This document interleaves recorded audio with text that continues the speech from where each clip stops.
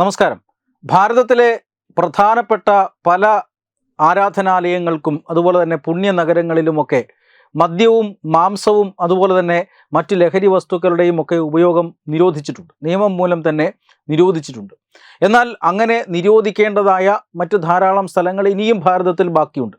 കേരളം പോലെയുള്ള പല സ്ഥലങ്ങളിലും പല സംസ്ഥാനങ്ങളിലും ഇത്തരത്തിൽ ധാരാളം ഭക്തർ വന്നുകൂടുന്ന തീർത്ഥാടന കേന്ദ്രങ്ങളിൽ ഇപ്പോഴും മദ്യവും മാംസവും ഒന്നും നിരോധിക്കാൻ അധികൃതർ തയ്യാറായിട്ടില്ല. എന്തായാലും പഞ്ചാബ് സർക്കാർ ഇതുമായി ബന്ധപ്പെട്ട് കൂടുതൽ നടപടിക്ക് ഒരുങ്ങുകയാണ്. പഞ്ചാബ് സർക്കാർ 3 നഗരങ്ങളെ പുണ്യനഗരങ്ങളായി പ്രഖ്യാപിക്കുകയാണ്. ഈ നഗരങ്ങളിൽ നേരത്തെ സൂചിപ്പിച്ചതുപോലെ തന്നെ മദ്യവും അതുപോലെ മാംസവും മറ്റ് ലഹരി വസ്തുക്കൾ അതോടൊപ്പം തന്നെ പുകയില ഇങ്ങനെയുള്ള പദാർത്ഥങ്ങളൊന്നും തന്നെ വിൽക്കാൻ കഴിയില്ല എന്ന ഒരു നിയമം കൊണ്ടുവരാൻ പോവുകയാണ്. അതായത് പഞ്ചാബിലെ അനന്തപൂർ സാഹിബ്, രൂപ്നഗർ ജില്ലയിലെ അനന്തപൂർ സാഹിബ്, ബിട്ടിൻഡ ജില്ലയിലെ തൽവാണ്ടി സാവോ, അതോടൊപ്പം തന്നെ അമൃത്സർ ജില്ലയിലെ ഗലിയാറ മേഖല, അതായത് ഗോൾഡൻ ടെമ്പിൾ സുവർണ ക്ഷേത്രത്തിന് ചുറ്റുമുള്ള പ്രദേശം, ഈ പ്രദേശങ്ങളിലെല്ലാം ഇപ്പോൾ പുണ്യ നഗരമായി പ്രഖ്യാപിക്കാനും അതോടൊപ്പം തന്നെ ഈ നേരത്തെ പറഞ്ഞതുപോലെയുള്ള ഉൽപ്പന്നങ്ങളുടെ വിൽപ്പന നിരോധിക്കാനുമുള്ള പ്രമേയമാണ് ഇപ്പോൾ പഞ്ചാബ് നിയമസഭയിൽ അവതരിപ്പിച്ചിരിക്കുന്നത്.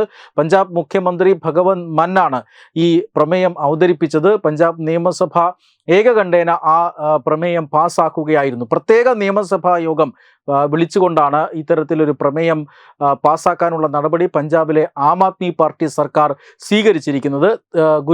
പഞ്ചാബ് ആത്മീയ നേതാവായ ഗുരു തേജ് ബഹാദൂറിൻ്റെ 350-ാം രക്തസാക്ഷിത്വ ദിനാചരണങ്ങളുടെ ഭാഗമായിട്ടാണ് ഇത്തരത്തിൽ ഒരു നിരോധനം 3 നഗരങ്ങളെ പുണ്യ നഗരങ്ങളായി പ്രഖ്യാപിക്കുകയും അവിടെ മദ്യവും മാംസവും ഒന്നും വിൽക്കാൻ പാടില്ല എന്ന ഒരു നിയമം കൊണ്ടുവരികയും ചെയ്യുന്നത്. പ്രത്യേക നിയമസഭാ സമ്മേളനം വിളിച്ച് പഞ്ചാബ് സർക്കാർ ഈ പ്രമേയം പാസ്സാക്കിയിരിക്കുന്നു. അതുകൊണ്ട് തന്നെ ഈ പുണ്യനഗരങ്ങളിൽ ഉടനടി തന്നെ ഈ നിരോധനം പ്രാബല്യത്തിൽ വരും. പഞ്ചാബിൽ ഇപ്പോൾ BJP സർക്കാർ അല്ല ഭരിക്കുന്നത്, ആം ആദ്മി പാർട്ടി സർക്കാരാണ് ഭരിക്കുന്നത്. BJP സർക്കാർ അല്ല എന്നുള്ളത് കൊണ്ട് തന്നെ കേരളത്തിൽ ഇതുമായി ബന്ധപ്പെട്ട് മറ്റ് പുകലുകളും കോലാഹലങ്ങളും ഉണ്ടാകാനുള്ള സാധ്യതയും കുറവാണ്. വെബ് ഡെസ്ക് തത്വമൈ ന്യൂസ്.